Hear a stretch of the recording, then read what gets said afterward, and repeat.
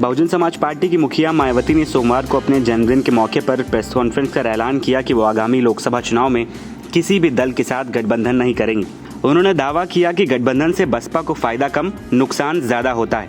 ऐसे में उत्तर प्रदेश में भाजपा के खिलाफ विपक्षी दलों का मोर्चा बनाने का इंडिया गठबंधन की कवायद खटाई में पड़ती नजर आ रही और कहीं न कहीं मायावती के इस फैसले से बीजेपी जरूर अंदर ही अंदर खुश होगी। अखिलेश की नाराजगी के बावजूद कांग्रेस लगातार बसपा को साथ लाने की कोशिशें कर रही थी, लेकिन मायावती के ऐलान ने कांग्रेस को झटका दिया तो अखिलेश इस फैसले से गदगद होंगे। लेकिन सवाल यही है कि कहीं अखिलेश की खुशी विपक्षी गठबंधन के लिए दुख का कारण न बन जाए। ऐसा इसलिए क्योंकि मायावती अगर इंडिया गठबंधन के साथ आती तो बीजेपी के खिलाफ विपक्ष की लड़ाई को और बल मिलता, लेकिन मायावती के रुख से अब बीजेपी की राह आसान लगने लगी है। मायावती के इस फैसले का असर 2024 के चुनाव में जरूर होगा, क्योंकि बसपा सीटों के मामले में भले ही मजबूत ना हो, लेकिन वोट बैंक के मामले में वो काफी मजबूत नजर आती है।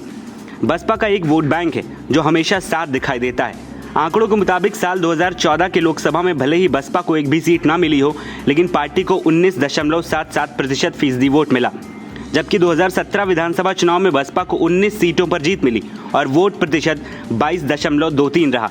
इसके बाद 2019 के लोकसभा चुनाव में बसपा ने सपा के साथ चुनाव लड़ा और 10 सीटें मिली और सिर्फ 38 सीटों पर चुनाव लड़कर 19.26% वोट पाया, जबकि 2022 विधानसभा चुनाव में बसपा को सिर्फ एक सीट मिली और वोट प्रतिशत 22.88 रहा। इन आंकड़ों से साफ है कि मायावती की पार्टी भले ही सीटें जीतने के मायने में उतनी बड़ी ना हो, लेकिन उनके पास इतना वोट बैंक है कि वो लोकसभा चुनाव की तस्वीर बदल सकती है। बीजेपी के नेता भले ही कह रहे हो कि गठबंधन हो या ना हो फर्क नहीं पड़ता, लेकिन बीजेपी की राह आसान हो गई है, ये आंकड़े साफ बता रहे हैं।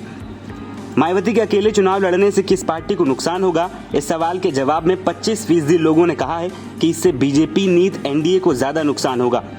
तकरीबन 29% लोगों ने इंडिया अलायंस को, 22% लोगों ने किसी को नहीं और 14% लोगों ने दोनों को नुकसान होने की बात कही। 10% लोगों ने इस पर राय व्यक्त करने में असमर्थता जताई है। एनबीटी ऑनलाइन की रिपोर्ट।